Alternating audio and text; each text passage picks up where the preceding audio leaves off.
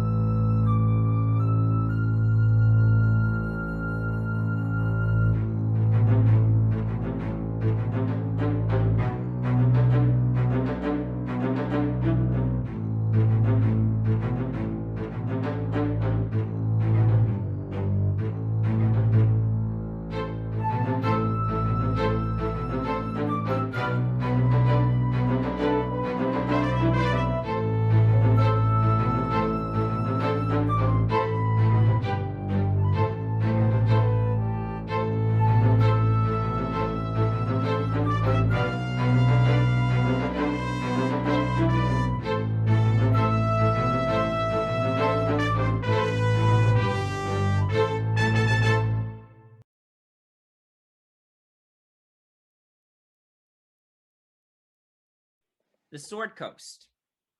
This dynamic region of Faerun was once a land of high magic, home to ruins of ancient civilizations and birthplace of countless adventurers.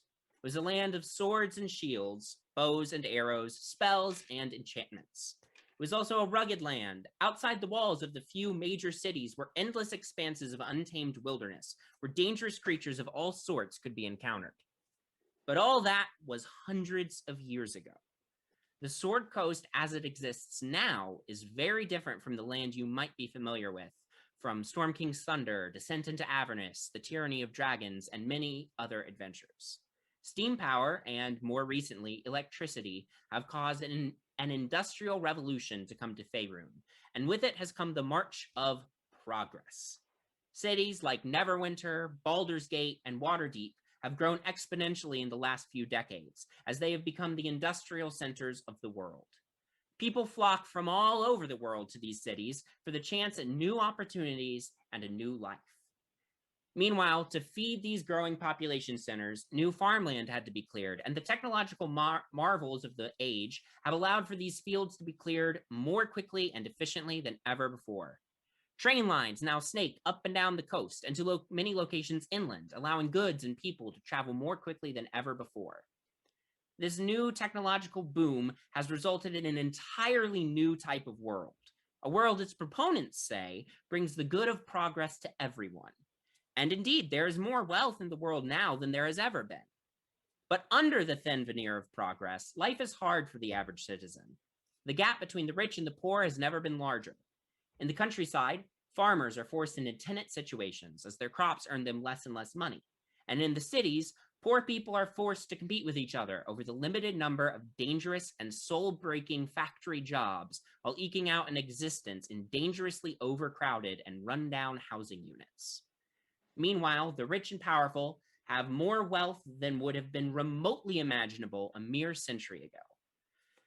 The Sword Coast is no longer a realm of heroes, it is a realm of rugged capitalism.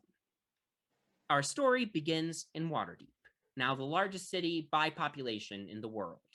The beautiful estates of the rich and powerful built upon the plateau and mountain of Mount Waterdeep are pristine, exemplifying Waterdeep's old nickname as the Jewel of the North.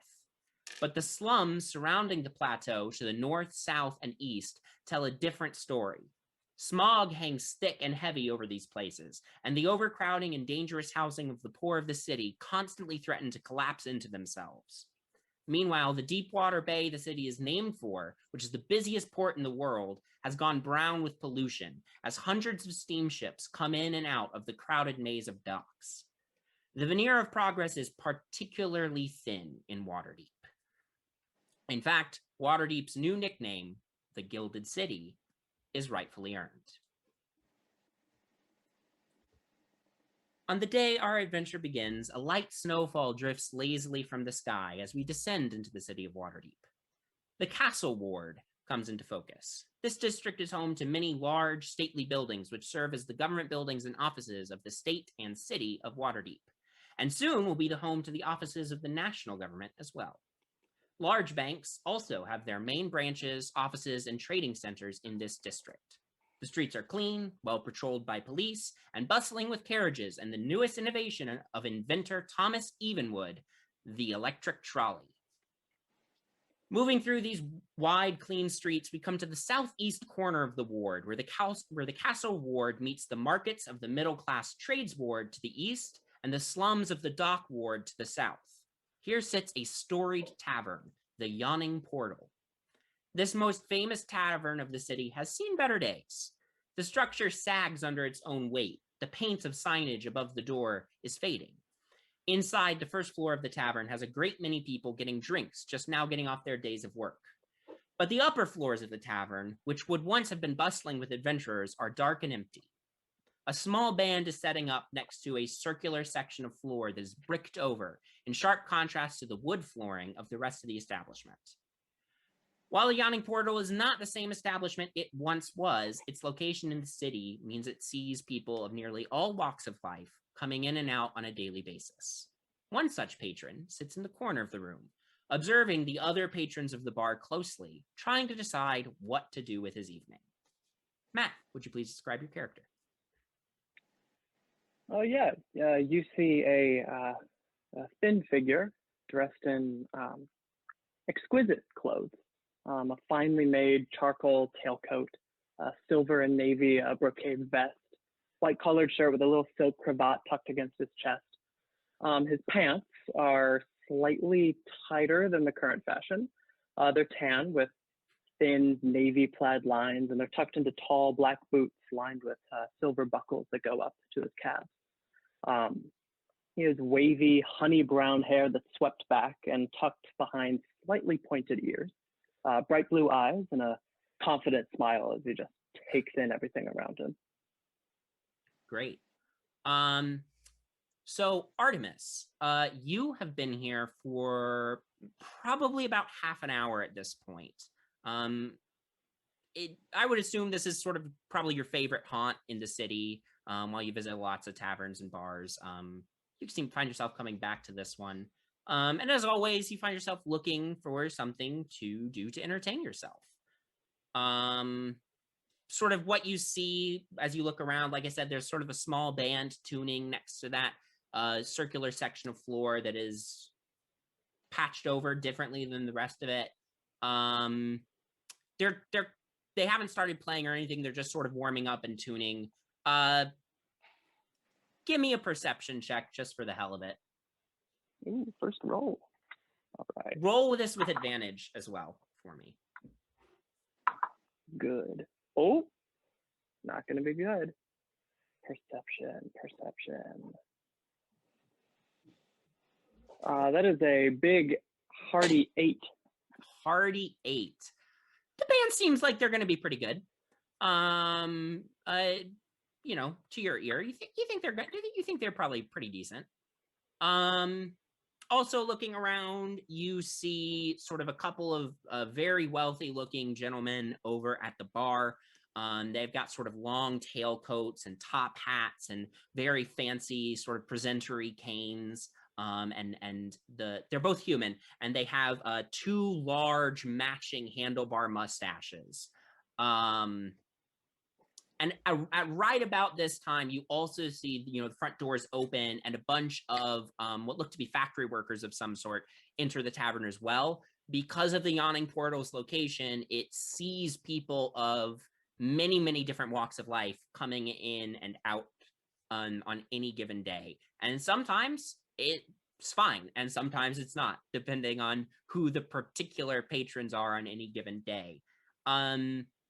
You do notice that as this group comes in, nothing that you even need to roll for. As this group comes in, the two wealthy gentlemen at the bar like visibly draw back, and they make their way sort of across the room to a table sort of as far away from these poorer folk as they can. Make another perception check for me.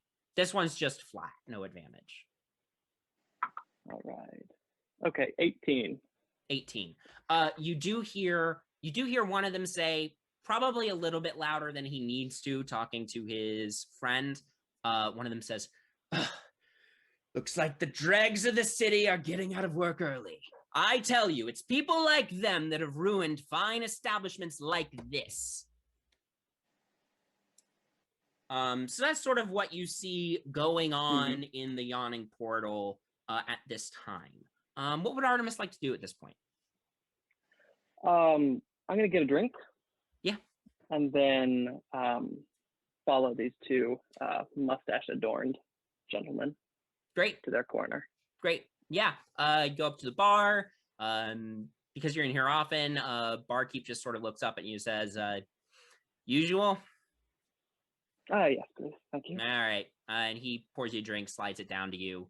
And you make your way over to the table where the two wealthy mustachioed gentlemen are sitting. Fantastic. I'm gonna like grab a chair and just like swirl it around and do that thing where I'm sitting in it backwards. Yeah. And leaning in it. They sort of look over at you like, do we know you? Not yet. I don't believe so. Artemis Brightshield.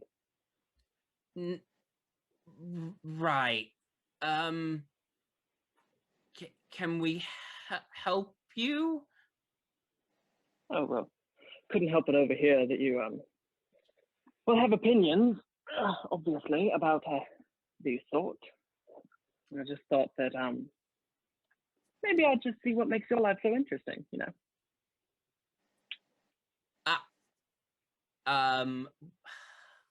Depending on what you're going for, you can either roll me a persuasion or intimidation check. Oh, we will persuade. I'm a tiny little guy. I can't intimidate anything.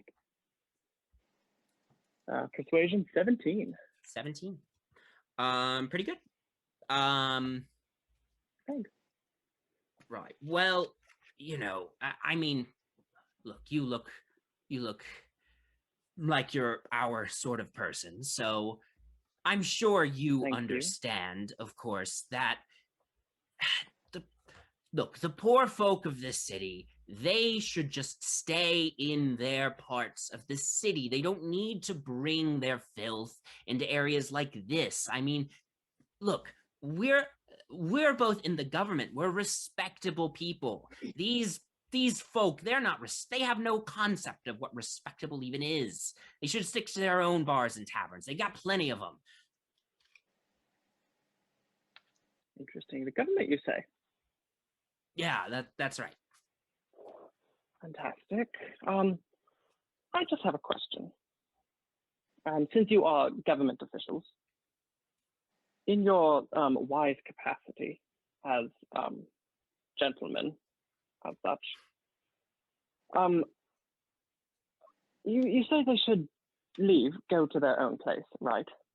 Well, this doesn't exactly look like this tavern's, the top quality place. Why don't you, kindly fuck off? Kindly, of course.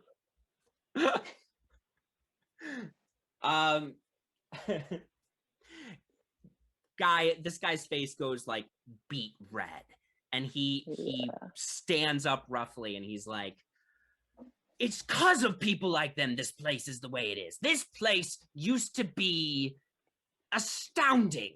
And it, who do you think you are anyway? A man who often says things that he does not mean. Many apologies. I will leave you to your drinks. Enjoy your time. And please just stay in this corner. I'm going to go hang out with, cool people. Roll another persuasion check for me to disengage from this conversation without something going wrong. Oh, another 17. Another 17. This guy's friend grabs his arm. It's like he's like Heward, sit down. Not worth it. Heward. Mental note of that. Yeah, you make your way away from the two of them. Lots of other folk in the bar, so yeah, I want to find someone who looks like they're going to make tonight interesting, whether that is they're going to get me into trouble or they have a good drink that I recognize or particularly attractive. Sure. Anything. Just looking for a friendly face. Roll another perception check for me. That is a natural 24. Wow. That's the first one. First natural 20. I also got natural 1 on that at advantage, so I got the 1 too. There you go. You balanced it out. Yeah, you're sort of looking around, looking for someone who seems like they may be able to provide you a particularly interesting evening in one way or another. It is at about this time, I would say, you do see someone new enter the tavern. You've seen a lot of the faces in here before. Some of them are new, but you've seen a lot of the faces in here before. But the person currently walking into the tavern just sort of catches your attention because he's half elven like you, and he is wearing a suit. But even from across the room, with your natural 20, you can tell that the edges of his suit are very, very frayed. So it's like he's trying to appear nice, but he doesn't have the money to keep up appearances. But the most particular thing about this guy is instead of wearing a belt, he has a bright red sash tied around his waist. My sash. Yeah, you make your way over to him, and he glances up, and you actually catch a note of recognition in his eyes when he sees you. You're Artemis Brightshield, yes? I am. Nice to meet you. Can we go sit in a corner somewhere? Just got a quick word I gotta have with you. What the hell? Sure. Great. You lead Let's him see back. if anyone is watching me walk away with him. Quick glance around, not really. All right. You make your way back to the corner table that you sort of started in. This guy says, he sort of lowers his voice and he says, right, look, I've not met you before, but I've got associates that I have been informed you have interacted with before. My associates, with a lot of people. Well, be that as it may, I think you would probably remember my particular associates.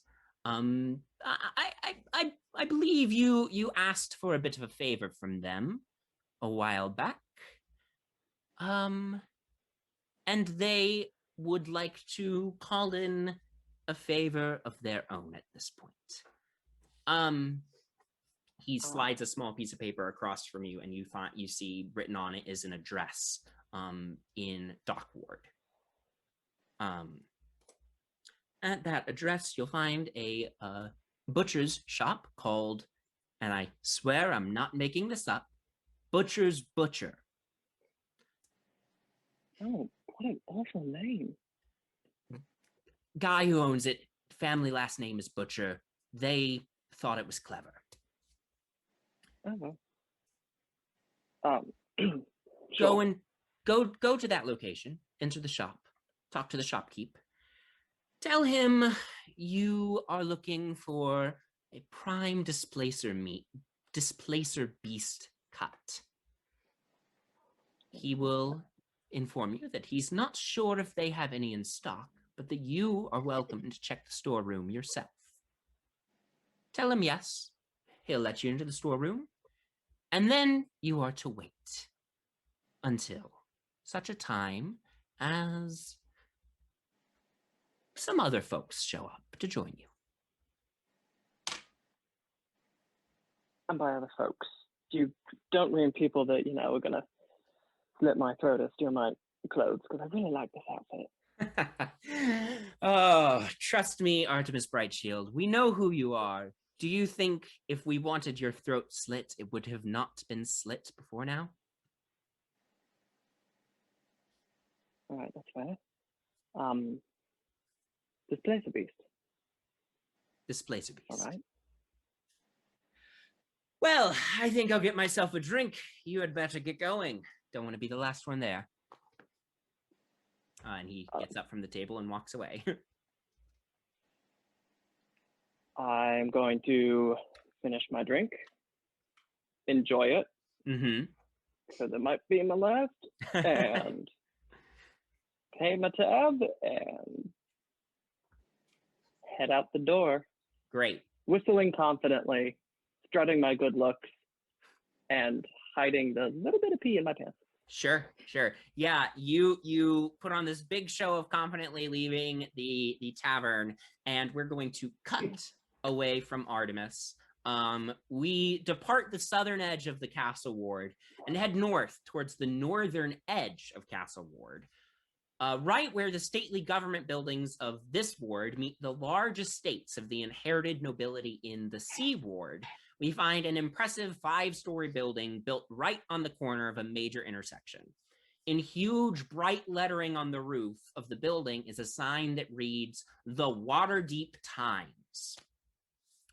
On the top floor of this building, in the corner overlooking the intersection, a row of windows on either side peer out of a large, stately office. Inside the office, seated behind a large mahogany desk, is a human man in his 50s. He wears a nice shirt and vest, and an equally nice suit jacket is draped over the back of his chair. He's got reddish-brown hair and sort of a very thin mustache, and round spectacles on his face, which have slid down to the very tip of his nose. A placard at the front of the desk reads, "Editor-in-Chief Pierre Beret." Standing across the desk from Pierre is a half-elven woman. Kira, would you please describe your character? Yes. Octavia is a half-elf woman, very pale skin and slick back dark hair into a very tight, very long ponytail. She is also wearing a very professional looking suit, but with a skirt and nice pumps. She's leaning onto her father's desk, having a very serious argument. Yeah. Father, we need to help these people.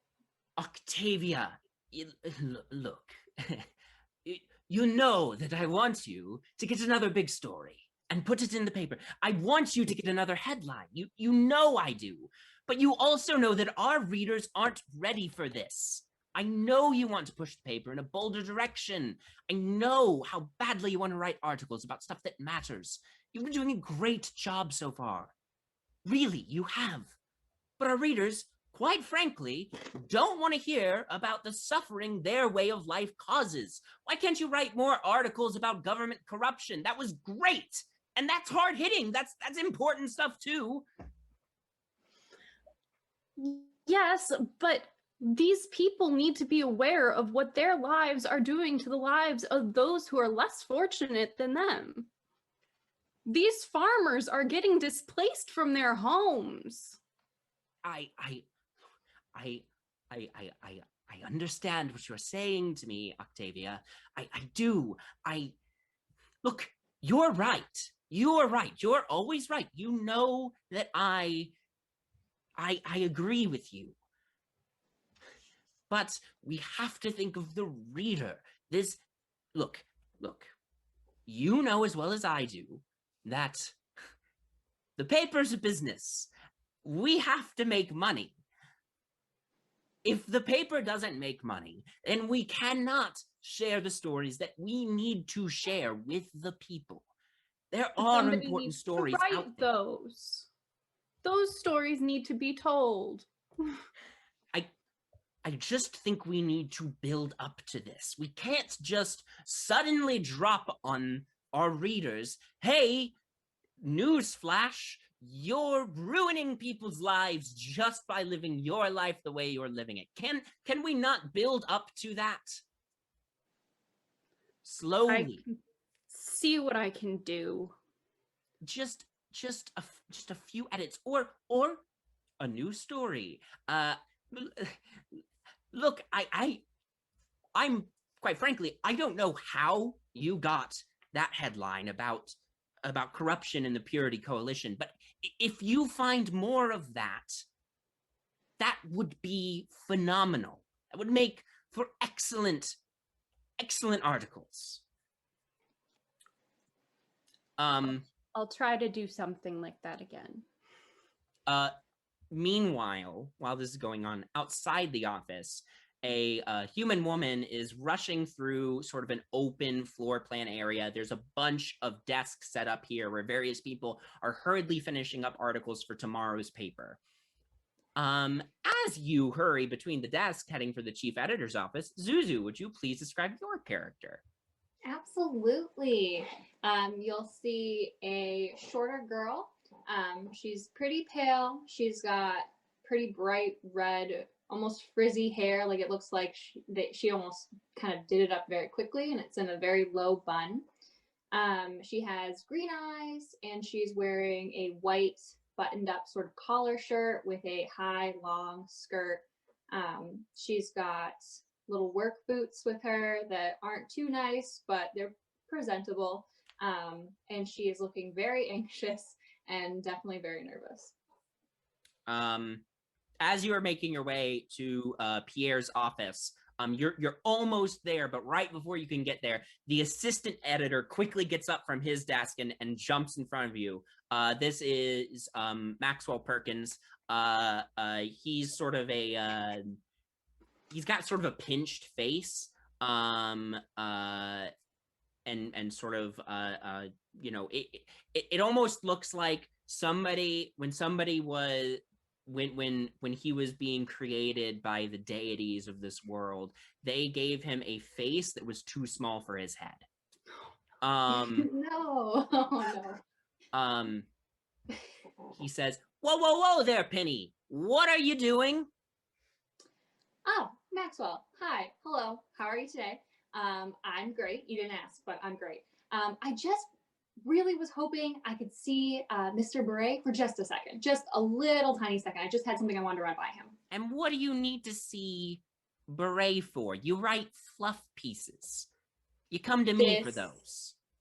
Yep, so I do that. Yes, that is correct. Previously, I have done that, but I just have this really, really good idea. And I know in the past you've said my ideas are not great, which love the criticism. Thank you very much for that.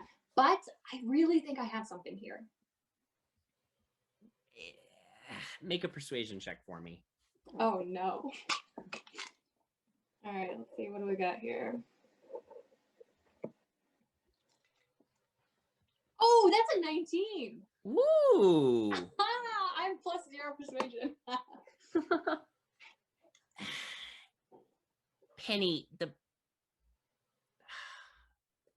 Mr. Beret's meeting with Octavia right now. I mean,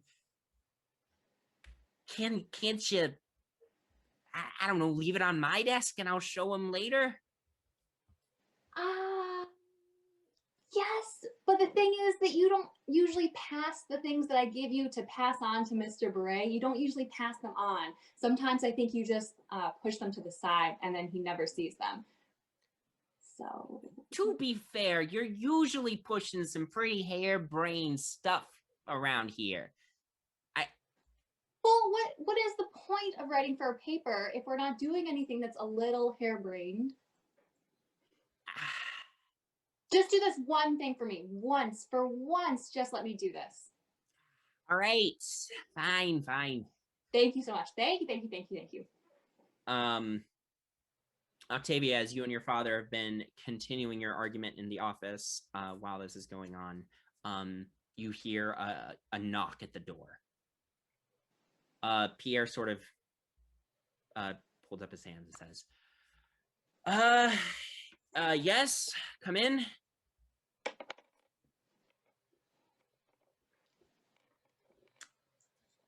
Hey, Penny, how's it going? Yeah. Hello. How are you? You're looking lovely. You Thank look you. great. You too, dear. Thank you. Thank you so much. Mr. Beret, how are you? I'm fine. Presswell, right? That is my name. Yes, that is. You know my name. Oh, yeah, I do. I didn't think you would, but I make it my business to know who my employees are. What seems to be the issue? Okay. So I'm very sorry to interrupt both of you, but I had this really good idea for a story, and I know I only ever write fluff pieces, and I'm new to this, and I get that, and I totally appreciate all the criticism that everyone's been giving me, but I really think I have a good story, and I just wanted to run it by you. What do you have? And Octavia, who is also here. Yes, Presswell, what do you have? Okay. She's going to bring out a little leather-bound journal, and she's going to put it on the desk uninvited, and it's going to have all of these little scratchy lines and like connections and little bubbles and stuff, and it's going to be completely not legible. Like no one can read it except for Penny. Pierre like adjusts his glasses and he's like, how do you work like this? So I've been doing a lot of research on magic licenses lately. As you may know, there has been a very strange increase in arrests related to people that don't have proper magical licenses and they're still practicing magic, which in itself isn't that weird. It is a little strange that there's been such an increase. But the other thing that I saw is I was looking into the city records and I found that the Watchful Order, I'm sure you know, they are the people that are kind of policing. I'm well aware of the government Yep, bodies. yep. Yes. Okay, great. No, I was just I didn't know, maybe Octavia didn't know. You're doing great, She knew. sweetie. She definitely knew. That was silly of me. I'm very sorry. I found in the city records that they're buying all these old derelict buildings.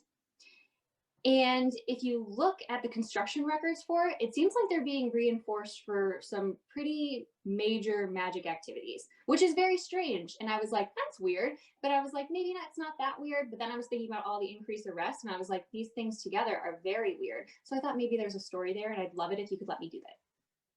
Please. This is exactly the kind of story we need, Father. It is? Octavia, roll a persuasion check with advantage because Penny just laid out a bunch of stuff. Ooh, glad I had that advantage. All right. That's only it's only a 12, but it could have been a natural 1. So Yeah. We love to see it.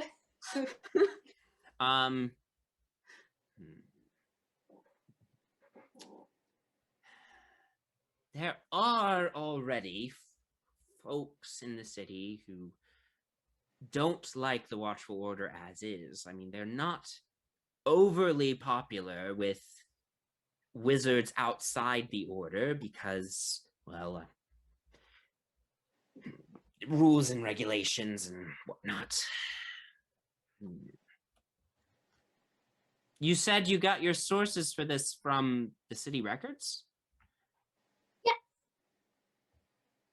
Fairly reliable, not a weird place to get it from. He quickly moves some stuff around on his desk and he pulls out today's issue of the paper and quickly flips through it until he gets to like near the back. There's a very, very short fluff piece that Penny wrote recently about like a restaurant opening nearby. I'm gonna throw a curveball here. Penny, could you roll me a d20 and then add your intelligence and proficiency?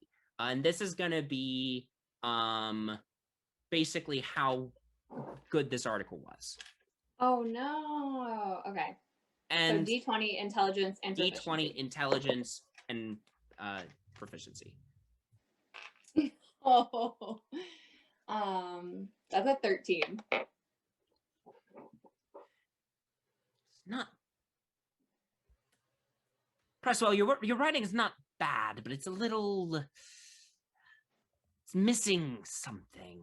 She just needs some help developing it. With all due respect, I just want to point out that I've only been here for like 3 years. So that piece, it was good for what I got. To be honest, the restaurant owner, he wasn't giving me any good quotes. And I know also it's my job to pull those quotes out, but like he was the worst. That's enough. Okay. You can work on the story if you work on it with Octavia. With Octavia? Yes. That's your new story, Octavia. All right. Thank you, Father. You're welcome. Now, I have some stuff I need to finish up for the day, but I do believe the workday is coming to an end, so you two have a wonderful evening. I'm sure you need to spend some time getting to know one another if you're going to work on this. Sounds great. Let's go for a drink, Penny. Absolutely. Thank you so much. You will not regret this. I certainly hope not, Presswell. I certainly hope not. I'm gonna wrap my arm around Penny's shoulder and shuffle her out of the office and whisper, just be like, "You're doing a great job." He's just a hard ass. Okay. Yeah, you two sort of make your way out of the building, kind of like just making small talk as you go. Penny, what are you feeling in this moment? Penny is extremely excited. She's always wanted to work on a big story, and she definitely looks up to Octavia. So she is like literally on cloud 9 right now. Nothing could go wrong for Penny right now. How does Octavia feel? I'm excited that we have a story that's a little bit outside of the typical things that get printed. And looking forward to giving Penny a chance, see how she can grow a little bit. All right. So as you two leave the building, on the street outside, a couple carriages sort of go by. An electric trolley stops and picks up a few people. There's a bar kind of across the street from the office that a lot of the reporters that work at the Waterdeep Times frequent. And so the two of you sort of make your way across the street to go get a drink. When you reach the other side, there is a very small, poor-looking halfling child. Who looks up at both of you and says, "Excuse me, are you Miss Presswell and Miss Barrett?" Yes. "I've got a note I'm supposed to deliver for you." And he holds out a note. Where'd you get this from? A woman paid me a few talents to come deliver this. She said to wait outside the building. If I only saw one of you, ask you to hold on until the other person showed up. But you're both here. She gave me descriptions of both of you, too. Awful good descriptions, by the way. Spot on. Anyway, Okay. here's your note. What does it say?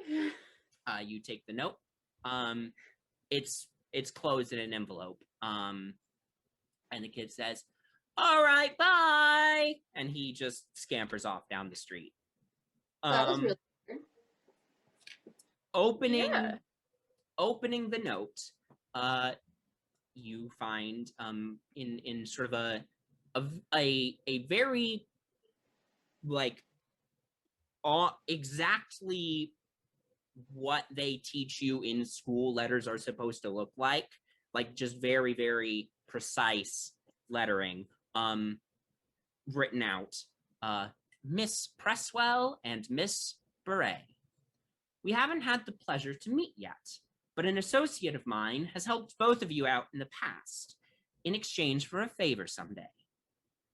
I believe that the time to call in that favor is approaching. If you do me the courtesy of meeting me at the enclosed address where you will find a shop called Butcher's Butcher, ask the owner for the prime displacer beast meat cut. When the butcher replies that he's not sure if they have any in stock, but that you're welcome to check the storeroom yourself, agree to do so. I look forward to seeing you tonight. V. Do I know who V is? Nope. You have no idea. You don't know if it's the person's actual name, if it's just short for the actual name. You're not sure. You do find on the back of the note is an address in Dock Ward. I guess we should probably go here. That sounds extremely dangerous. I We mean, should at do least that, it's though. the two of us. That's true. How'd they know we were going to be together? Yeah, I have no idea. But,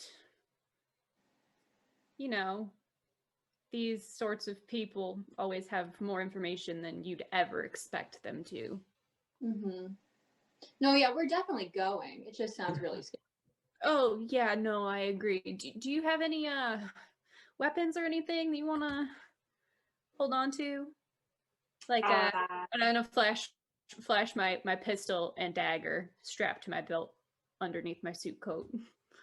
Oh, that's on you. That's just right there. Oh, in the city. Okay. Well, yeah. when you're doing reporting like I tend to in the I guess people would call them less desirable neighborhoods. It's better to be safe than sorry.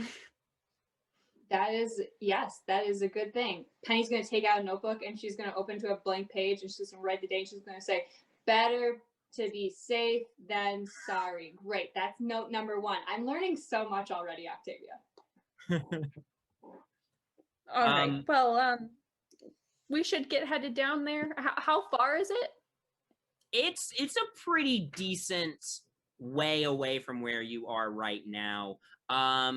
With that conversation, with sort of like, Penny, based on that conversation, I assume you don't have your weapons on you, so you may want to stop at home before going to this location. Yeah. So we'll cut away from Octavia and Penny as they sort of make their plan. And proceed north out of Castle Ward.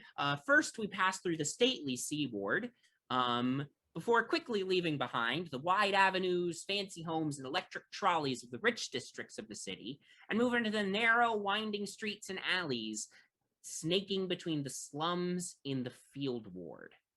Homeless people are crowded at every street corner in this district, while even quick glances in the windows of the homes and apartments of this ward reveals a desperate level of overcrowding.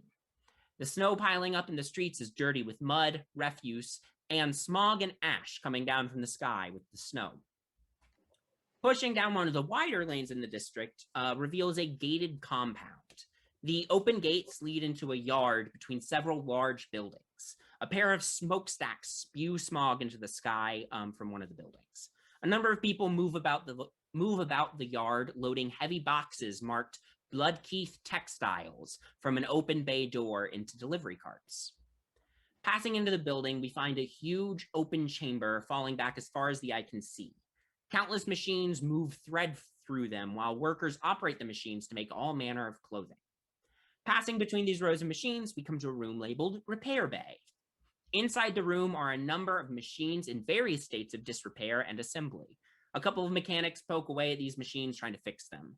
And tucked away in the back corner of the room, surrounded by an immense pile of tangled thread, is a rock gnome woman doing her best to untangle this mess.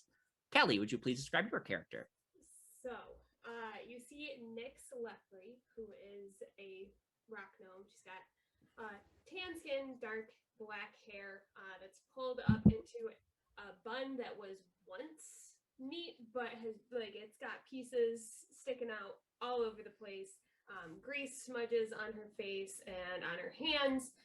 She's wearing a once ivory blouse that's tucked into a brown stained skirt, grease stained skirt covered by an old tattered apron. She's got a gray shawl that was once on her but has been thrown off behind her as she's been working, and wearing very, very worn black leather boots that probably have seen their last season a few seasons ago. But she is sitting there. She's got about 1.5 feet.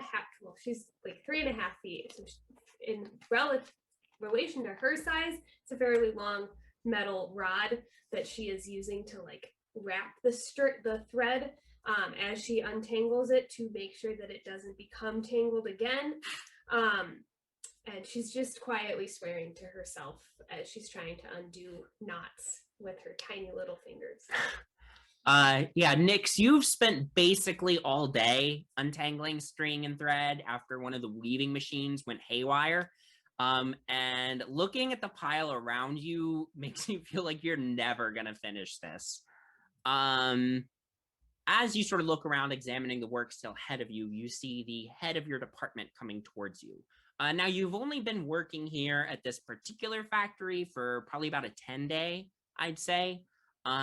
So you haven't gotten to know your supervisor here very well, but she's a dwarf woman with curly red hair and lots of grease stains on her, work apron. You think her name is Disa? She's sort of coming over to you, and says, Leffrey, get your things together. Boss wants to see you. What should I'm not done. I'm very much not done. Set it down for the day, and always tomorrow. Okay. And I carefully slide off the thread that I have detangled from my pole and just set it down and try to if I can find a crate or something to put over it so that nobody touches it, because it's taken me all fucking day and nobody's about to mess this up. And then I grab my shawl and get up. Do you know what why? What? Didn't say. She leads you out of the mechanical bay into the big main chamber again, and then up some metal staircases and across some catwalks hanging from the ceiling. And eventually she leads you to an office sort of built into the wall with windows looking out over the factory floor. And then this is the office of the factory head of this particular building, a dwarf man named Baldirk Bloodkeith. You would probably know that he is the cousin of the CEO of the company, Ovina Bloodkeith.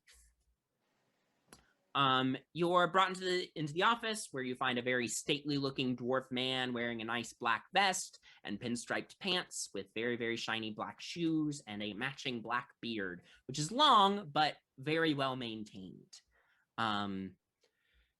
He motions for Disa to leave.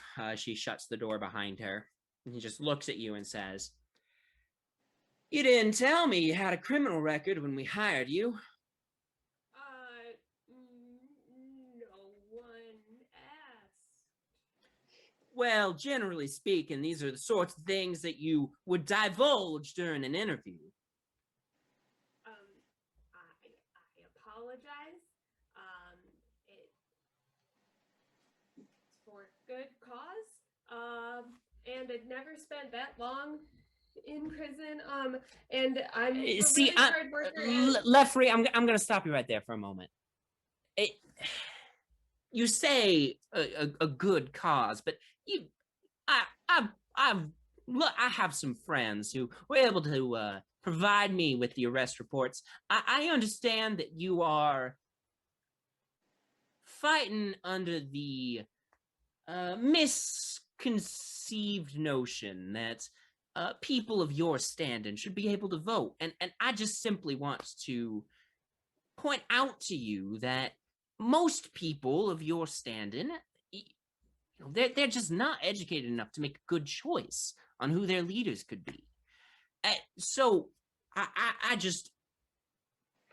know folks in your position sometimes get the idea in their head that it would be good if everybody had the right to vote. But if everybody had the right to vote, then I mean, the world would be a better place.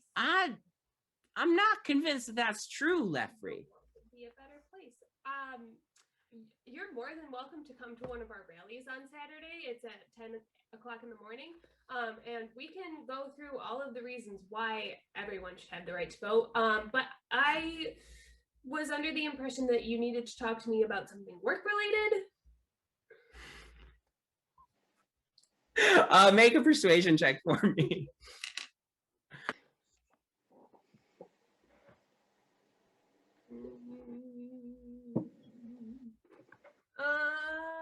Not natural 20. Damn. All right.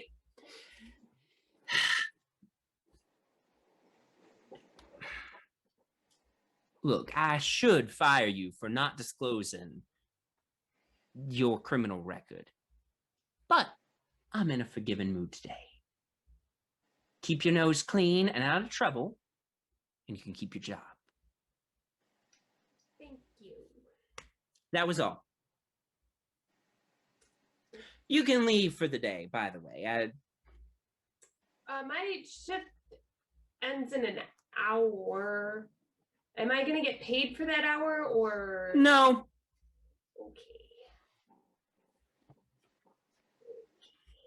On your way, Lefrey. Have a good day, sir. See you Saturday. Don't hold your breath. Still have a job. Be thankful for that. Mm-hmm.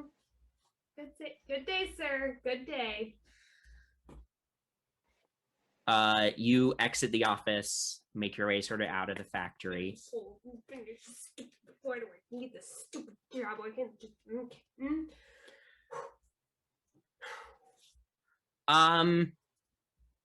After you leave the building, where do you think Nyx would go? Honestly, probably head back home. Great. She does not have a meeting tonight. Okay. Yeah. It's a pretty far trek to your home. You live in the Undercliff ward.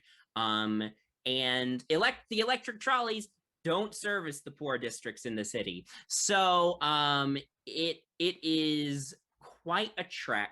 It takes you a little while, but you do eventually arrive at home. The Undercliff ward has a bit of a different character from the field ward. The field ward is a lot of like tenement apartment buildings really shoved together. The field ward, the Undercliff ward, unlike the field ward, has a lot more like homes for individual families. Virtually all of them are in various states of disrepair. your family's is in a little bit better shape than your two neighbors, but it's still sort of worn down. Roof is kind of sagging, paint's a little chipped, that sort of thing. As you sort of go into the room, you see a sort of in the main like gathering area of the house, which is sort of in the kitchen, large sort of central table.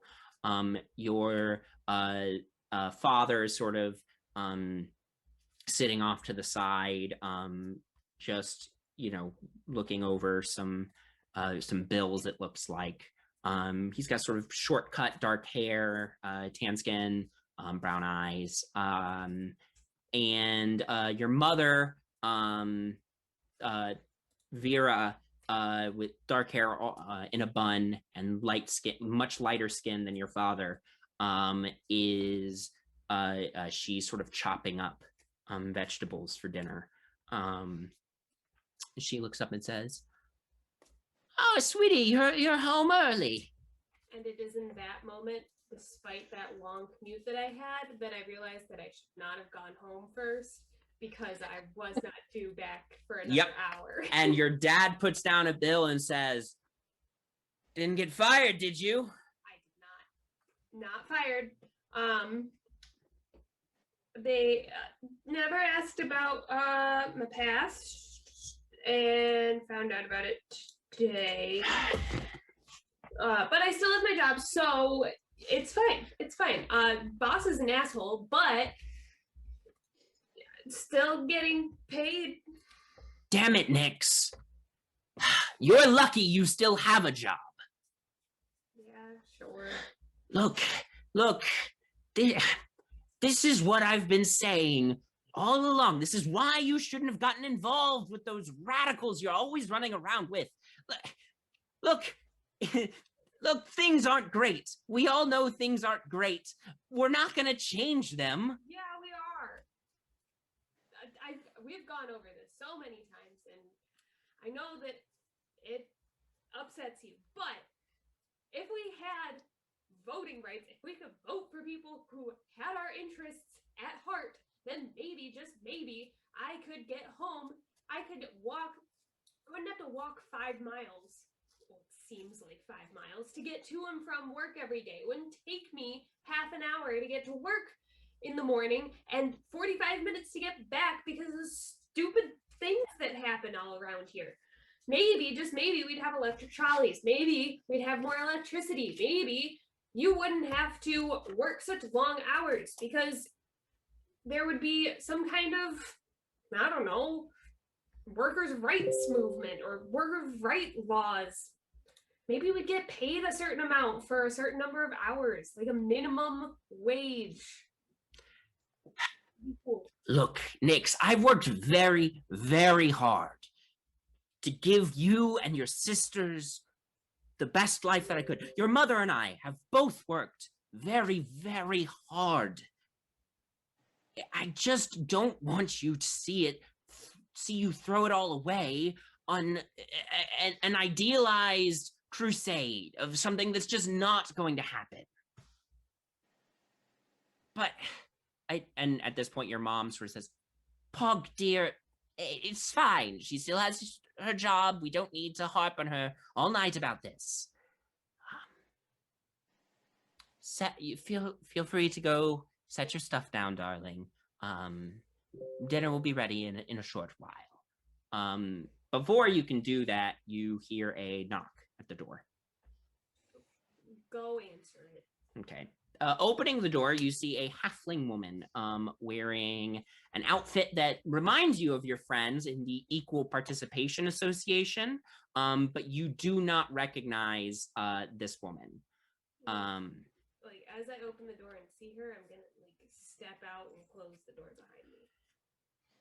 Nix, I'm sorry to bother you this late. Something important has come up. Can you come with me? I just got home from work. Like, there's no meeting today. I understand, but it is of the utmost importance. An old cellmate of yours wants to see you. Great. Let me just. I'll be right back. I'm gonna go inside and excuse myself from my parents, but also run up to my bedroom and grab my my gun. Great. Yeah, you grab your stuff, run downstairs. This woman leads you away off in the direction of the dock ward.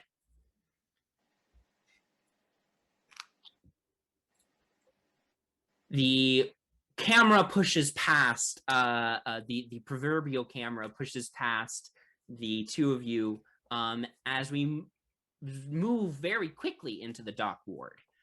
Built around the harbor of the city, the biting cold wind coming off the sea pushes past the huddled poor moving about the streets. Everyone here is bundled up as best as they can, patches covering the holes in their coats and frayed scarves pulled up over their faces. The whole ward sort of slopes down towards the harbor, making it seem like everything in the ward is sort of leaning sideways a little bit. And honestly, a lot of the buildings actually are leaning. Because it's winter, it gets dark pretty early, and the little light of the day that was able to peek through the clouds and smog filling the sky is beginning to fade. But unlike the parts of the city up on the plateau, there are no electric street lamps around here. Pushing through the cold, narrow streets of the ward, we come to a small, grungy tavern tucked between a pawn shop and an old boarding house. The tavern is named Stevedore's Steins. The bar is much too small to be as crowded as it is this evening, but it's warm in here and the drinks are cheap enough for even the poorest dock worker to afford. Inside the crowded tavern, rough-looking folks sit or stand hunched over their drinks or meals. Behind the bar, the tiefling barkeep hurriedly pours drinks for his customers and passes them out. At the far end of the bar sits a human woman whose clothes, while understated, are in much better shape than those around her. Eva, would you please describe your character? Of course. My character's name is Janara Darling. Like you said, she is wearing slightly finer clothes than those around her. She's wearing a tighter top that shows that she's pretty muscular. And she's wearing pants with a cape around it to hide the various daggers and darts that she always carries on her. She's pretty average height. She has red hair, which is currently down. And she's sitting at the bar having a drink. Great. Yeah, the barkeep, this tiefling man, he's got, thick calloused hands, curly ram's horns, and just sort of an apron that's stained with all manner of different drinks from over the years. This is your friend Sanctuary. After helping out a few patrons, he comes over to you and says, looks like we got a busy evening. Oh, gosh, it's been a long day. Busy evening up ahead. How you doing, Janara? Doing all right down here? I'm doing fine. Do you need help with anything? No. Don't worry about it. Don't worry about it, dear. Do you need any food, or are you happy with just your drink? I'm good with just this for right now. I appreciate it, though. Of course. As you're sort of having this very brief conversation, you hear from somewhere behind you, someone says really loudly, "What'd you say to me?" And there's a sound of flesh hitting flesh as a brawl breaks out behind you. Janara, you know that this is a serious party foul in Sanctuary's establishment, because it's supposed to be a place where people can come, escape their troubles for a spell, and have a good evening. Sanctuary sort of shouts out, "Hey, you two, no fighting in here. Take it outside. Take it outside." These two people don't respond, except one of them grabs like a really hefty mug from a nearby table and like smashes it over the other guy's head. and they're sort of tussling back and forth. And Sanctuary sort of looks at you, Janara, sort of a pleading look in his eyes, and you know he's asking if you can do something about this. I'm going to get up. I'm going to walk over to the two fighting gentlemen. You two need to stop, or I'm going to make you stop. One of them looks over at you. Stay out of this, lady. This ain't your business. I'm going to pull out two of my daggers. Shit. Okay, yeah, you flip out your daggers. Make an intimidation check for me with advantage.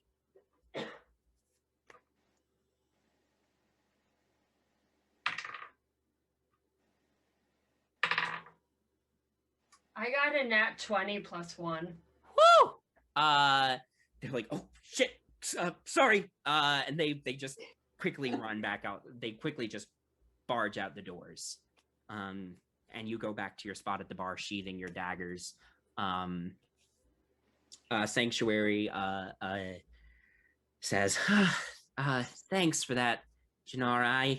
I know you sort of come here to get away from, you know, all that sort of stuff going on in elsewhere in town. Sorry. You know, for you, I'll do it. Not a problem. How much do I owe you for this drink? Oh, don't worry about it tonight. You stop to fight. We'll consider that your payment for the thing. I'm going to pay him a gold piece. Or a talent. Yes. He's like, I can't. Thanks, Janara. He knows not to fight with you on this at this point. As you're sort of enjoying your drink for the evening, a dwarven gentleman approaches you, and he's dressed plainly in worn dock workers sort of overalls. You see the corner of a tattered red handkerchief is sticking out of the pocket, front pocket of his overalls. Well, I have to say that was quite an impressive display there, miss. Mind if I chat with you real quick? Won't take but a moment. I suppose. I don't really feel like being bothered for too long, though. I understand. I'll be out of your hair in just a moment, Miss Darling. I'm going to raise my eyebrow and be like, you know who I am? That I do. I also know who your parents are. I understand your folks are out of town, but there's some associates of theirs that could use a hand with something. I understand that sometimes when folks come looking for your parents, you sometimes handle it for them. Sometimes it's when good people need help. I don't just do my parents' bidding for them. I understand. I do understand, Miss Darling. Let's say that you at least go and hear out what my friends have to say. Why should I? Well, ain't that the question? Why should someone do anything at all? Well, I can tell you, Miss Darling, that my friends and I know who you are, and we know what you look like, and we are happy to share around these parts of town that you like to come to get away from people recognizing you all over the place. Happy to share your description. I'm sure you'd be happy to help every random passerby with every little problem they have. Fine. Where do you want me to go?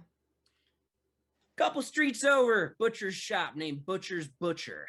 Go in, talk to the gentleman behind the counter, ask for the prime displacer beast cut. He'll let you into the storeroom. Wait there.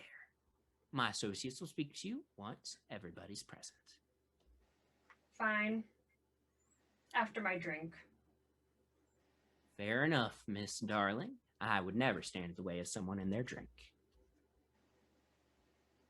And he leaves. Okay. Cutting away from Janara, sort of nursing the remainder of her drink, we're going to leave Stevedore Steins and we head downhill through the streets of Dock Ward until we get to the harbor itself. The maze of docks here are host to dozens upon dozens of massive steamships, bringing passengers and cargo into Waterdeep. The water of the bay has turned gray and brown with all the pollution being dumped into it nowadays, and the smell of the waterfront is none too pleasant for passersby. Despite the fact that it's already well into the evening at this point, the docks are still a flurry of activity as dock workers hurry to finish up their work for the day. Down towards one end of the busy dock area, a large fenced-in yard is home to a maze of crates, having been freshly unloaded from one of the shipping vessels come into port recently. A sign hanging from the fence reads Endless Flame Shipping Company. In the yard itself, about a dozen crews of 4 people each hurry around, moving crates to the spots they're supposed to go to, while a handful of solitary individuals move around supervising all of them and barking orders at anyone who falls behind. Off in one corner of the yard, we see one of these crews made up of a dwarven man, a human man, a halfling man, and a half-orc man, just now setting down a massive crate in its proper location. Sam, would you please describe your character? My character's name is Bowman. He is a pretty tall individual. He's an older gentleman, so his hair is mostly graying with a bit of brown spots throughout it. He's very pale skin, very intimidating at first glance. Great. You sort of set down that crate, dust off your hands. The human man, a scruffy looking guy with sort of olive skin and shaggy brown hair, very, very wispy beard. This is Stu. Lets out a very deep sigh. How many more we got to do? The dwarven man, Darnik, he's got sort of a ruddy complexion and a long auburn beard that he's sort of thrown over his shoulder to keep it out of the way, says, I think we got 3 left. And then the halfling gentleman, who's bald, dark-skinned, and he wears sort of platform attachments on his shoes to bring him up to the same height as the dwarven man. This is Vin, says, this is just ridiculous. We've been at this for 12 hours. You should let us go home. It's not like there's not going to still be stuff to move tomorrow. This is what I've been telling you guys about. And he lowers his voice a little bit as you sort of make your way over to the next crate you need to move. Look, my cousin up in Neverwinter, his people at his factory up there, they unionized. They made a workers' association, and thanks to that, they were able to demand better working conditions, better pay, better work hours, more than 2 days off a 10-day, more than 1 day off a 10-day, actually. Darnik sort of like, Vin, I don't know about all that. They'll just fire us if they hear about this sort of thing. That's right. That's right, Vin. Just keep your head down and do your work. And don't bother anyone. Stu says, I mean, I don't know, guys. What Vin's saying makes a lot of sense. You're sort of having this conversation. Vin has been talking about this quietly with you guys for the last like 10 day. He heard from his cousin recently about this success in unionization they had at his factory. And he's really keen on the idea. He's trying to convince all of you that it's the right thing to do in this situation. You all are sort of moving about the yard, trying to finish up your work for the day. When one of the foremen, a bugbear named Rig, comes over to your group and says, all right, you lot are done for the day. Boss wants a word with you. All right, let's go, guys. Rig, they all sort of look at each other curiously. None of you have ever even met the current boss before. The shipping yard was bought out a couple years ago, and you just never met the new guy in charge yet. Rig sort of the boss's office is sort of this suspended like metal trailer type deal over the yard that gives the boss a good view of everything that's going on. You're led up a set of like metal stairs to the boss's office. But instead of going inside, Rig leads you around a metal catwalk on the side and up a ladder to the roof of this shipping container. Make a perception check for me.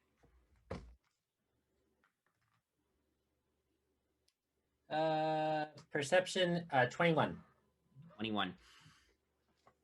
Even in the you see sort of a small shape circling in the air. At first you think it's a seagull, but you're looking closer and it's got sort of a reddish hue to it. Seagulls aren't red. It seems to be getting closer and much, much larger as the shape descends until it is very apparent that this is no seagull. Even in the low light of the evening, its bright red scales gleam. Its huge wings seem to fill the whole sky, and its orange eyes seem to almost glow. When the creature lands on the rooftop, it is so large that only its front legs fit on top of the trailer. The whole thing shakes violently as this huge red dragon lands. Please roll a wisdom saving throw for me.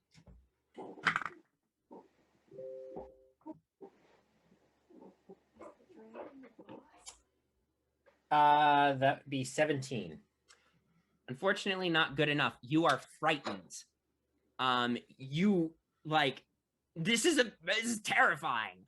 You take an involuntary step back, and Rig's exceptionally long arms are outstretched to stop all of you, as if he was expecting this. As all of you sort of flinch backward from the dragon.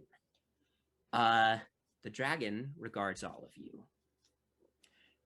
Hello there, loyal employees.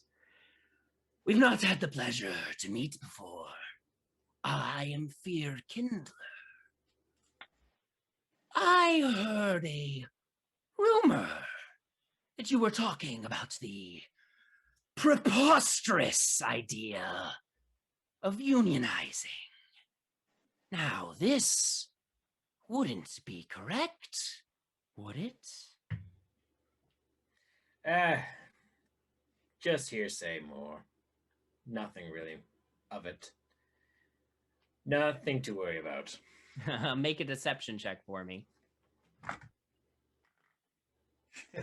6. He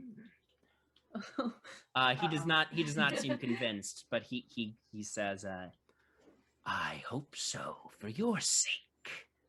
Keep in mind that, of course, because of the kindness in my heart, I saved this shipyard from bankruptcy.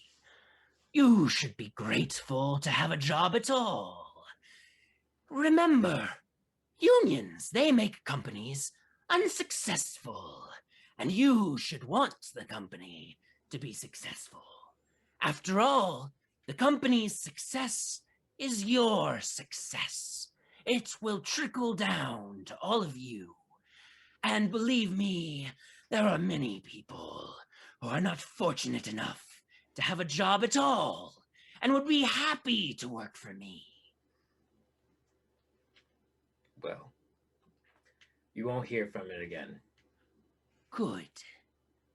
If I do, I will, of course, have to replace all 4 of you with others. And let me just say that firing employees around here has a slightly different context than at other companies. Noted. You are dismissed for the day. Have a pleasant evening, and I will see you all bright and early in the morning from my spot way up in the sky. And he sort of gestures with his wings before he lifts off. The wind from his wings buffeting all of you as he shoots up into the sky. Well, he seemed nice. Boss is a forgiven man. You're lucky. And Rig shows you all to the edge of the yard. Don't be late for your shift tomorrow, gentlemen. Don't want to give the boss a reason to be mad at you. Yeah. Vin, you gotta shut up about this whole unionizing shit. Vin's like shaking. The other Darnick and Stu are both very quiet as well. What's going through Bowman's head right now? Bowman's probably thinking, well, there's other docs probably available that need more help. I don't know if this one's really worth staying around. Do I really want to bring these three with me along too? I mean, they're kind of nice. The others, Stu very weakly suggests that they go get a drink to calm their nerves. While that's going on, you suddenly find a hand sort of lands on your shoulder, and you look around and you see another half-orc is standing there. His head is completely shaved, and he wears a set of dock workers' clothes like you. He is the overalls he's wearing under his thick jacket have red straps. You've never seen this man before in your life, but he greets you like an old friend and says, Bowman! Great to see you again, old chap. I'm going to roll for intimidation, and I'm going to say, who the fuck are you? Yeah, go for it. That was a 23. He lets his hands off your shoulder, and he glances at your friends who have turned to stop to look, and he's like, all right, we won't do this the subtle way. Name's Botark. I need a word with you, and just you. Okay, this better not take long. I'll meet you guys at the bar. You sure about that, Bowman? I'm gonna pull out my my brass knuckles from my pockets that I keep on me all the time. Like, it's fine, I got it. After they walk away, Botark sort of lowers his voice and says, some mutual friends of ours. I see you sometimes need your memory jogged on friends, apparently. They did a favor for you when you first arrived in the city. Bowman has a look like he just saw a ghost kind of situation. So 10 years ago. Correct. Now they're showing their head. They've got a long memory. And they could do with you paying back that favor you owe them. Go to a shop called Butcher's Butcher. Here's the address. And he passes it over. That's an original name. Long story. You're going to ask the guy behind the counter for some displacer beast meat. He's going to let you know that he's not sure if they have any in stock, but he'll let you down in the storeroom to check. What do they want from me? They didn't tell me. They don't tell us things unless we need to know them. And I apparently don't need to know. All right. Butcher's displacer meat, right? Correct. All right. Tonight? Yes. As soon as you're able. Okay. Fine. Botark leaves. So, as all of you individually make your way across the city to Butcher's Butcher, I would say that Janara is most likely the first to arrive because she's the closest to the location. So with that, Janara, you find this butcher shop. It's pretty small and unremarkable, both from the outside and inside. As you enter, there's a simple area with a few chairs for people to wait while their meat is prepared. The counter has a glass front that you can see through to see a few already prepared cuts. The glass looks like it hasn't been properly wiped down and cleaned in a very, very long time. So it's sort of a foggy glass. Behind the counter, you can see a door leading into several back rooms. And of course, the butcher. This gentleman is a bald human man in his mid-40s. He's got a very thick brown beard. He's wearing sort of a very thick leather apron as well, with damage and stains and that sort of thing on it. And he's got like little pockets in it in which you see the handles of a vast array of different cutting implements. And he's got a piece of meat like on the counter in front of him and a huge cleaver in his hand, and he's chopping the meat up when you get into the shop. And he looks up at you as you come in. He says, "Huh, can I do for you?" Forgot the what? Phaser beast. Phaser beast? Displacer. Displacer. Phaser beast. I was so confident. I'm here to pick up some displacer beast meat. Don't have much in stock. Not sure if we got anything at all, actually. Might be some down in the storeroom. Can let you check for yourself. That would be great. All right. He leads you behind the counter, into sort of a back area, where the first room, as you enter the back area, you see a couple doors leading off to other areas. This room just has some like boxes in it. And he opens sort of a trap door in the floor, with a ladder leading down into a dimly lit cellar. You see like a single oil lantern sort of attached to the wall down there, and several barrels and boxes in this area, as well as sort of you see a row of like hooks on the wall. A couple of them have like some spare aprons hung up on them. Most of them are empty though. He lets you down there and says, "Right, wait here." Goes back up, closes the trap door. Does Janara do anything while she's waiting? Janara's going to take out one of her daggers and just play with it. Great. Just fizzle it around in her hands.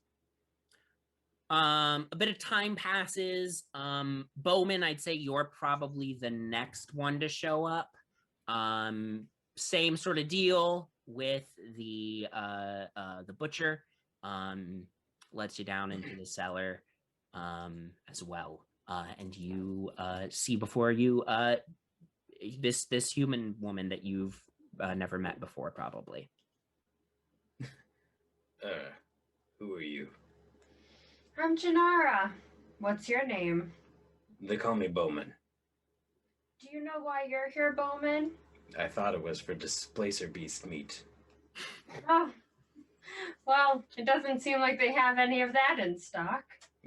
Well, it is a little dim in here. There might be one here around. I don't know. Feel free to peek. If you want, Bowman, you can make a perception or investigation check. Bowman just awkward with conversation. Sure. Great. I'd say probably next is Artemis. Same thing. Eventually let down into the storeroom in the cellar. You see a very, very large half-orc man that you've never met before, and Janara Darling, who you have met before, at least a couple of times. All right, before anything else happens, I just want to say I'm sorry for whatever I did. It didn't mean anything. No, I mean, hi, you're very big. And your pants are very tight. Are those painted on? No, actually, I paid to have them look like. I paid to have them look like this. Artemis, what are you here for? I said to come here to, well, why are you here? Don't even know. Apparently my parents made some sort of deal. I don't even know what it is. Oh. It's a lovely place you've got. Nice and drafty. Artemis. What's your last name? Bright Shield. I do like half bow. That name sounds familiar. Do your family own boats or anything? Quite a few of them, yes. But most specifically wine. Ah, that's right. I Shield vintage. I stole a couple bottles of wine off of your boat. That's what it is. Have you? Yes. Oh, I have too. That's fun. Oh, nice. I think I have one in my my trench coat right here. And he just pulls out a full bottle of wine. He just has. Artemis pulls out his flask. Also No.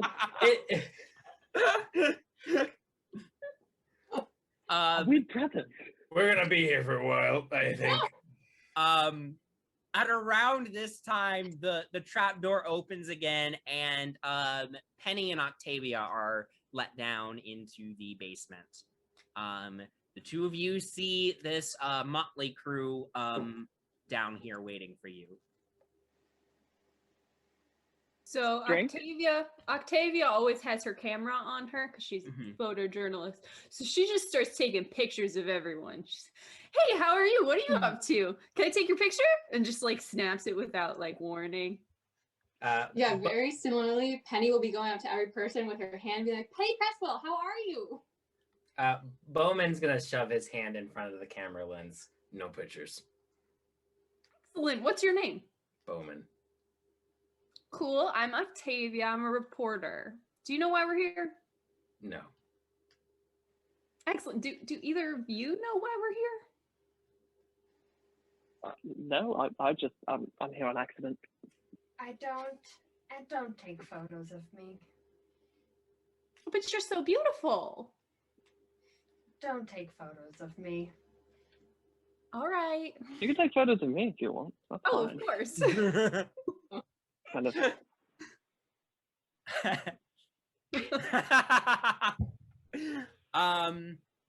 Eventually, Nyx arrives as well. The halfling woman who escorted you here leaves you outside the butcher shop, tells you what to say, and it would have been really good if Nope. she had. Nope. You are let down into the basement as well. See all these folks before you. Who do you guys owe a favor to? Well, finally, someone who knows what they're here for. Anybody? I'm sorry, what are we talking about?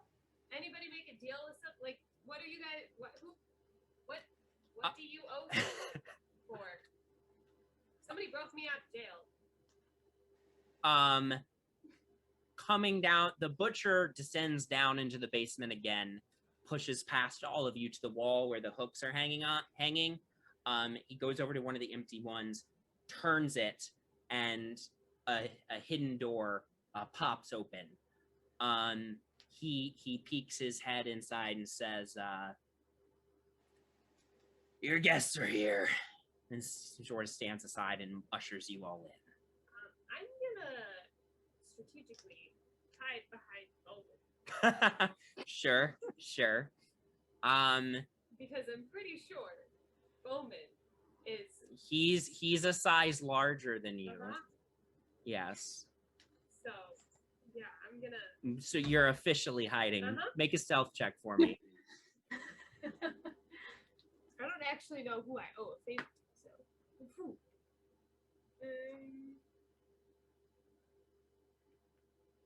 Okay, 10. Not your best work. You're a pretty stealthy person, pretty easy to hide. Not for whatever reason you're just a little unnerved and you can't quite get like can't quite hide quite as well as you normally can. You all push into this other room. And you find before you another very dimly lit room, again by a single oil lantern. This time, the oil lantern is sitting on a very basic wooden table in the middle of the room. Off in one corner, off in the corner, but like behind you by the door, you see a stack of thin straw mattresses have been sort of shoved into the corner. And standing next to the table is a tiefling woman that you all actually recognize. For all of you except Janara, this is the woman who arranged your various favors, or at least had a part in arranging your various favors. She was your cellmate Nyx, and was the one who arranged for your bail.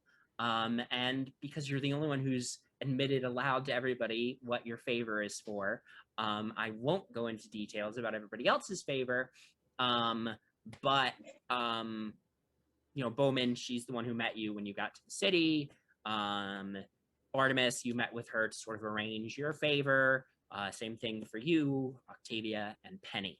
Janara, you have seen this woman at your home one of the few times that your parents have actually been in town, having long conversations with your parents. Do any of us know her name? Do I know? Yes, you do know her name. Her name is Freedom.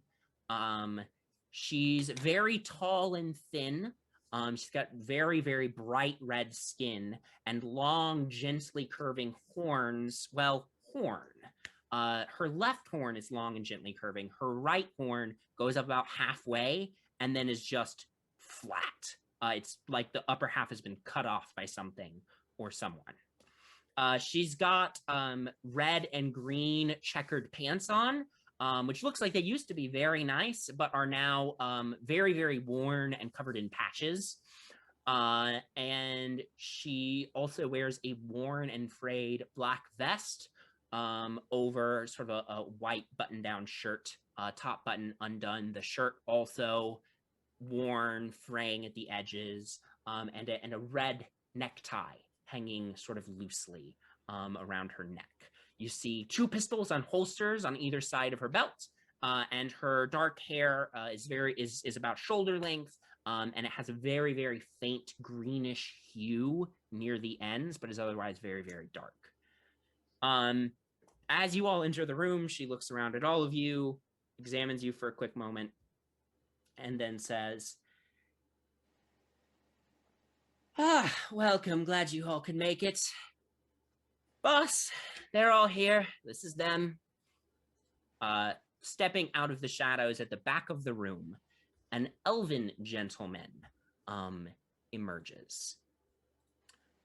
He is slender, with very sort of taut musculature on his frame. He's got pale skin, dark hair, which is sort of slicked back from his face. Obviously long pointed elven ears. And he's got a thin scar by his left eye, which is a milky glass eye. He is wearing a full tweed suit and a top hat, all frayed, all look very frayed and worn. The top hat has a red band wrapped around it. He steps out of the darkness at the back of the room, and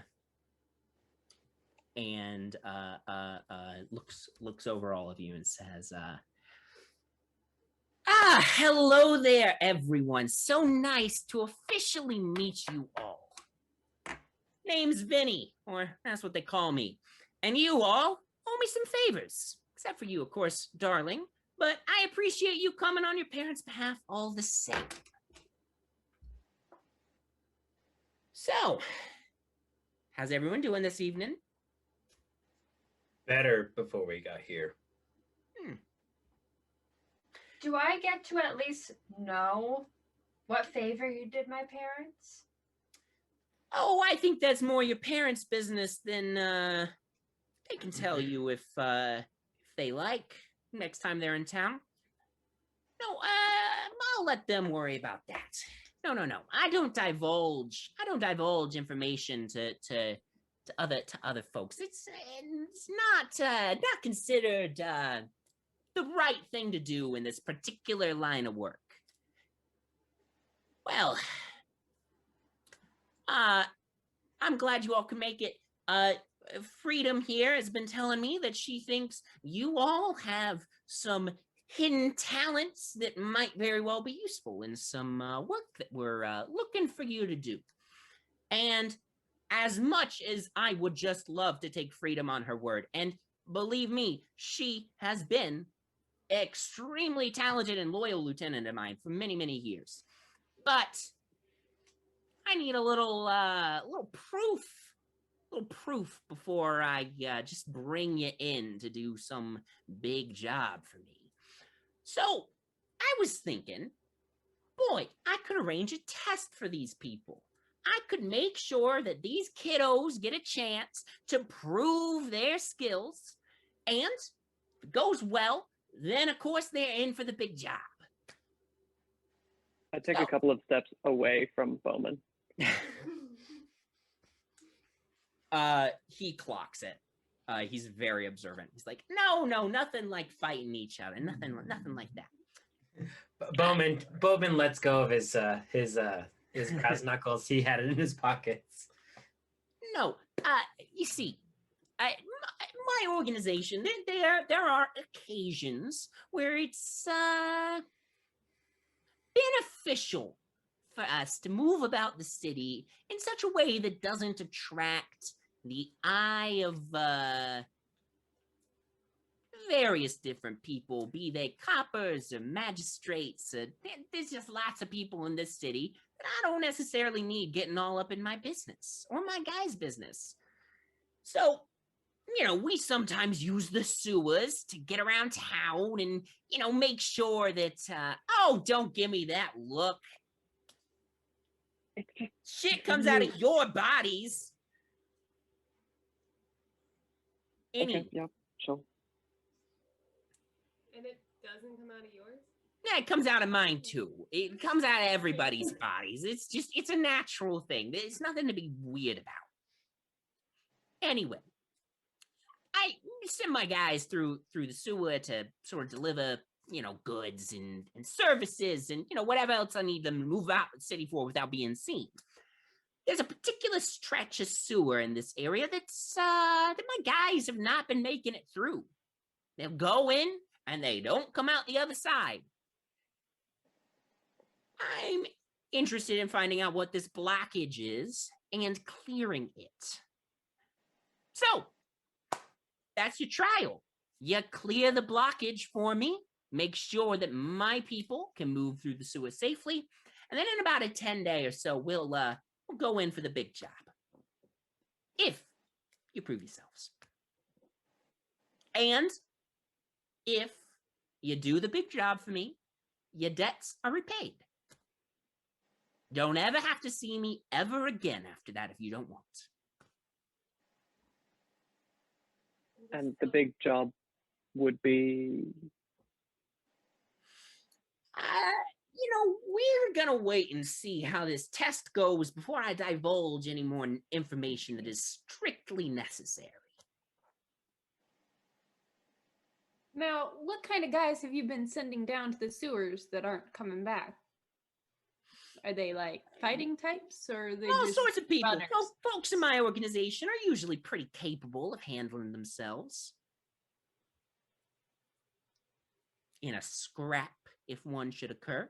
But Freedom here seems to think that you all might be even more capable of that sort of thing, even if you don't realize it in yourself yet. Omen's gonna look over at Artemis and just go, him. Yeah, Everybody brings special talents to the table. Artemis here, he may not be the guy to be on the front lines of a fight, but I'm sure he's got abilities that could help out. All right. Mm-hmm. Where's this blockage? Freedom here will show you the entrance and give you directions. Quick question, Vinny. Nice to meet you. Great to meet you. That's great, Penny, by the way. I just was wondering, is this a mandatory thing? And is there a deadline? Because I do have work tomorrow. Well, I see that you owe me a debt here, Miss Presswell. And we have ways of extracting our debts one way or another. Now, it would be best if we could complete this test for you tonight. So, what if I just paid you off in Yeah, I understand that some of you got the money, but I'm not that interested in money. I can get money basically anywhere. I got lots of money coming in to my organization. I don't need more money right now. I know my suit says otherwise, but trust me, I don't need more money right now. What I need is a favor done for me. I'm sorry, I just cannot get the image of a blockage in the sewer out of my head. Yeah, I've been trying to ignore it. It might be that kind of blockage, but I don't think so. If it was that kind of blockage, you'd be seeing issues in the plumbing. Well, besides the regular issues in the plumbing around here anyway. I was gonna say, have you seen the harbor? It's practically. Yeah, it's pretty gross. Do we have a quick question? Do we have time to change real quick into something more poo appropriate? Master Artemis, I would just kindly let you know that no matter what clothes you're wearing down in the sewer, you're not coming out smelling nice. I hear you got a proclivity of carrying around nice little soaps with you. You can clean yourself after. I do? You know about that? Yeah, Freedom told me. Who carries soaps? It's not. Shut up. I honestly do not want to know. Let's. Is there anyone else in this room with us other than us and these two figures? None that you can see. Okay. Can I roll to see if I think he's a shady criminal type? Make an insight check. Great.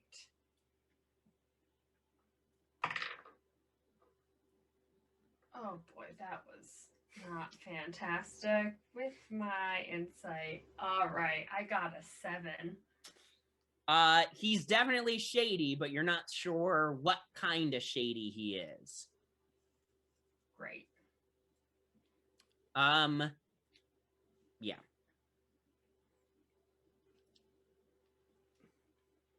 So, any more questions before Freedom takes you on your way? No! Great. Freedom, if you would, when you all are done for the evening, come right on back here. If the shop upstairs is closed, don't worry about it. He'll leave the door open for you. Good, I can't wait. I'm All excited to hear the report of your first adventure. Bye-bye. Mm-hmm. Freedom leads you all up and out of the butcher's shop. She says, sorry about that, folks. The boss does like to, well, when we bring in outsiders, he likes to make a bit of an impression. Follow me this way. She sort of leads you down several back alleys and eventually to a manhole cover.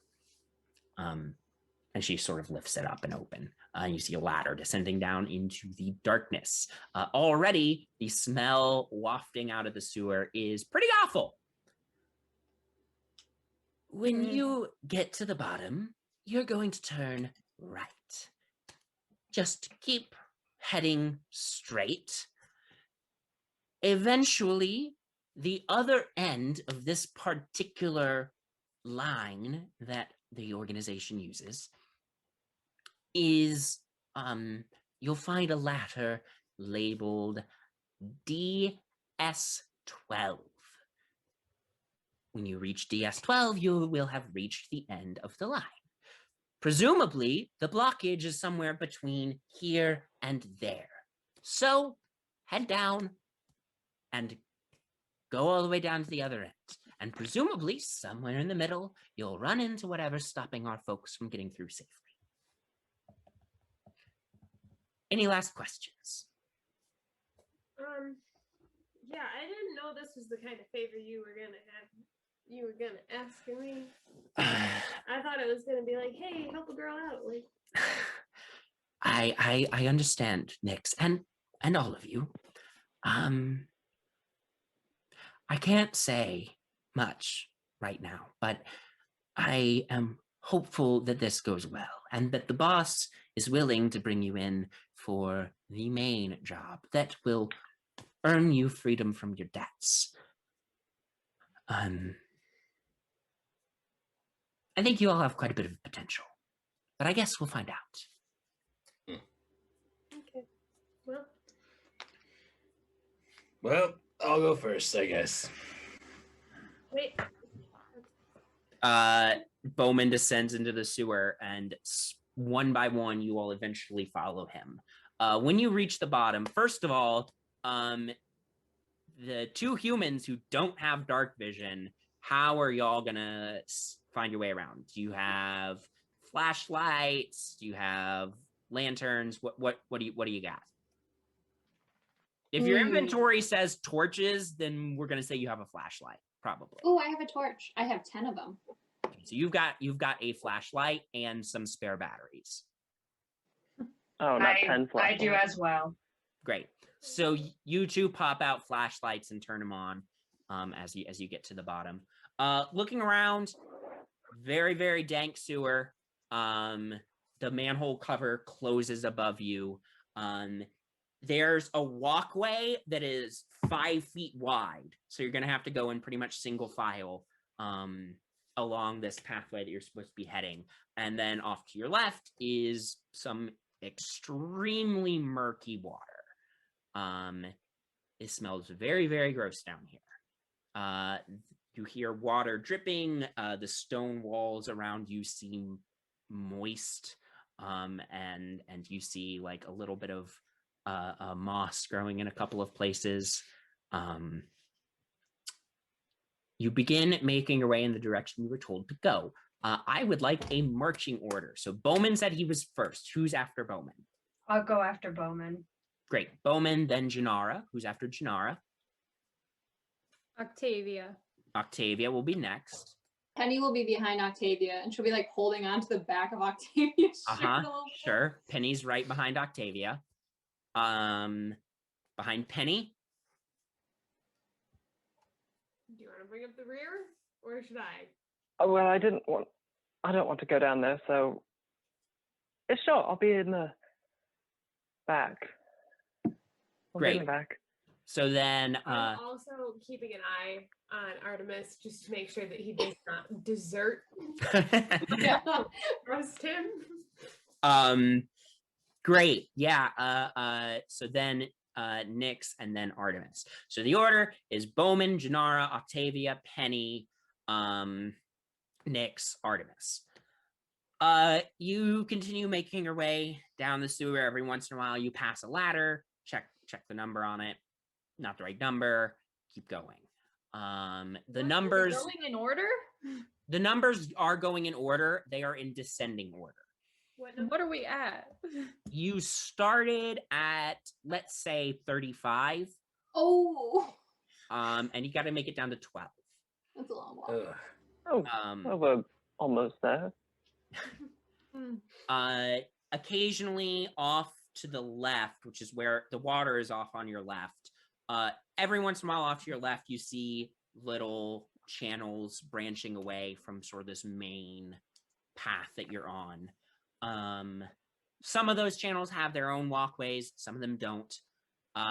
You're continuing on for a few minutes, I'd say 5 or 10 minutes, and you're passing by one of these channels when, let me check something real quick. Something's happening. Great. No. Another dragon. Another dragon. No. When suddenly you all hear the water off to your left sloshes irregularly.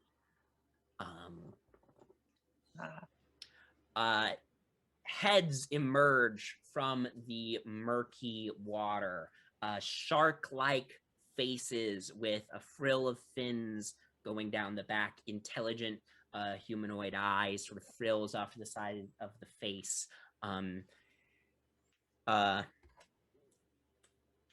You see 3 of them sort of emerge out of the water.